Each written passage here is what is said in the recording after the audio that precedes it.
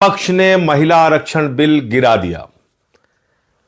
सारा गोदी मीडिया चिल्ला चिल्ला के, चीख चीख के वही बात कह रहा है जो मोदी जी कहते हैं, जो भारतीय जनता पार्टी के लोग कहते हैं। मैं तो कह रहा हूं इन चैनलों को अपना नाम बदल के बीजेपी के नाम से रख देना चाहिए। बीजेपी का मीडिया प्रकोष्ठ बन के लोग काम कर रहे हैं। एक झूठी और भ्रामक खबर कि महिला आरक्षण बिल विपक्ष ने गिरा दिया, यह चलाया जा रहा है। और कल से मैं देख रहा हूं पूरी की पूरी भारतीय जनता पार्टी महिला हितैषी बन गई है। वो पार्टी जिसकी मातृ संस्था आरएसएस ने 100 वर्षों में एक भी महिला प्रमुख नहीं बनाया आरएसएस का। वो पार्टी जिसकी मातृ संस्था आरएसएस में महिलाओं का प्रवेश वर्जित है। वो भारतीय जनता पार्टी और जनसंघ जिसका आज तक कोई भी अध्यक्ष महिला नहीं हुआ। वो पार्टी, वो बीजेपी जो मणिपुर पे खामोश रहती है, हाथरस पे खामोश रहती है, अंकिता भंडारी के मामले में खामोश रहती है, जो बलात्कारियों को संरक्षण देने का काम करती है, वो कल से महिला हितैषी बन गई है।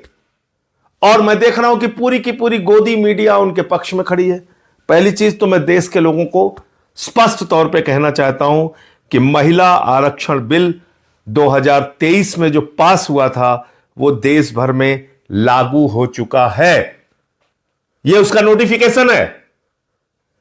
16 अप्रैल 2026 को 3 साल के बाद, याद रखिएगा 3 साल के बाद इस बिल को नोटिफाई किया मोदी जी ने। 16 अप्रैल 2026 को, आज 18 है, कल 17 थी, उसके पहले 16। ये देखिए आप, तो ये कौन सा बिल नोटिफाई हुआ है? 2023 में जिसको सारे विपक्ष ने, पक्ष ने, सब ने मिलके पास किया था, महिला आरक्षण बिल, वो पास हुआ है और वो नोटिफाई हो चुका है। अब जो कल बिल गिरा वो क्या था?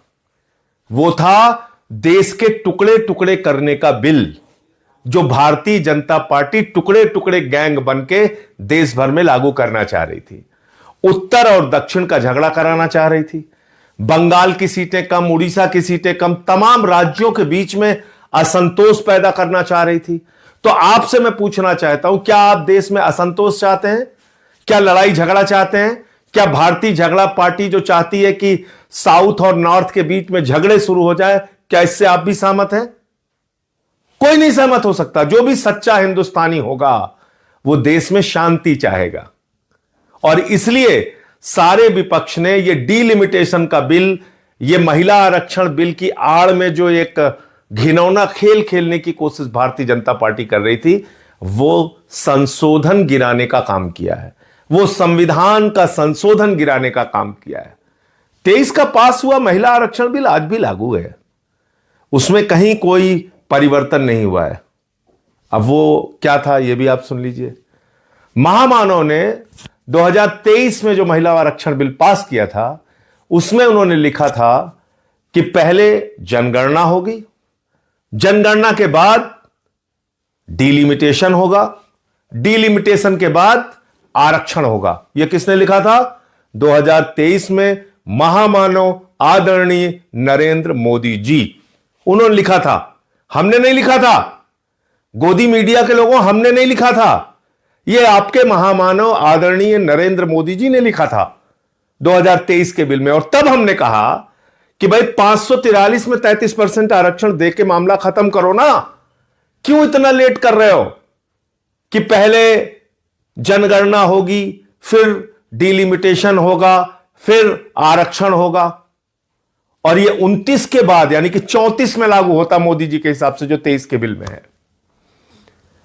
अब वो 3 साल के बाद कह रहे हैं नहीं साहब, हम बड़े हितैषी हो गए हैं, हम तो बस इसको पास करना चाहते हैं। यह कितनी झूठी और बेबुनियाद बात है कि 3 साल तक वो 2023 का बिल इन्होंने नोटिफाई नहीं किया था, जिसके ऊपर संशोधन लेके आए।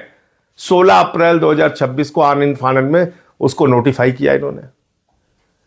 और अखबारों की हेडिंग आप देखिए। चलिए, गोदी मीडिया वाले गलती करते हैं, बात समझ में आती है, मैं आपको दिखाता हूं। ये अखबारों की हेडिंग पढ़ के तो मुझे इन लोगों के दिल दिमाग पे तरस आ रहा है कि क्या ये सोचते हैं, क्या कैसे काम करते हैं। महिला आरक्षण बिल लोकसभा में गिरा, हिंदुस्तान अखबार की प्रमुख हेडलाइन है। अब आप देखिए, महिला आरक्षण पर विपक्ष का अड़ंगा, दैनिक जागरण अखबार की हेडलाइन है। ये आप पढ़े लिखे संपादक होके अखबारों के, आप इस तरह की खबरें, भ्रामक और झूठी खबरें फैला रहे हैं। महिला आरक्षण बिल तो लागू हो चुका है देश भर में। आगे बढ़ते हैं। अब बात आती है डीलिमिटेशन के नाम पे ये क्या करना चाह रहे थे।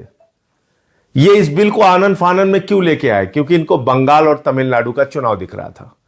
इनको लगा हम देश भर में ये प्रचारित करेंगे कि देखिए देखिए साहब, महिलाओं के आरक्षण के खिलाफ है पूरा का पूरा विपक्ष और हमको चुनावी फायदा हो जाएगा। लेकिन मामला उल्टा हो गया।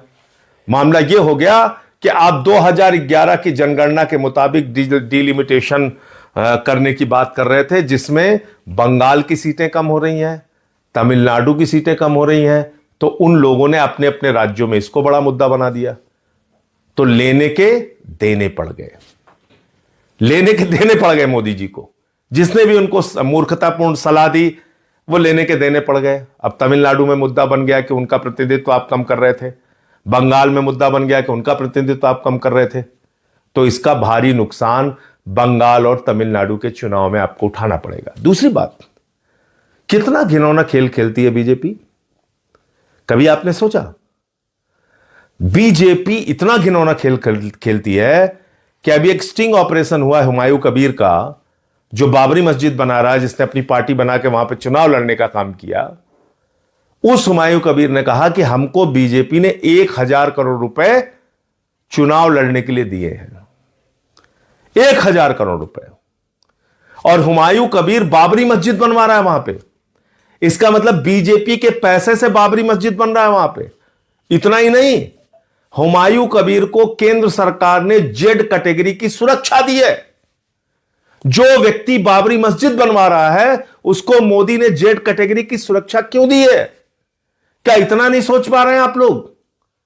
क्या इतनी आंखों पे पट्टी बांध ली आप लोगों ने कि कितना घिनौना खेल खेलती है बीजेपी? इसलिए इन लोगों से सावधान रहिए। और मैं फिर दोहराना चाहता हूं, महिला आरक्षण बिल 2023 में जो पास हुआ था वो लागू हो चुका है।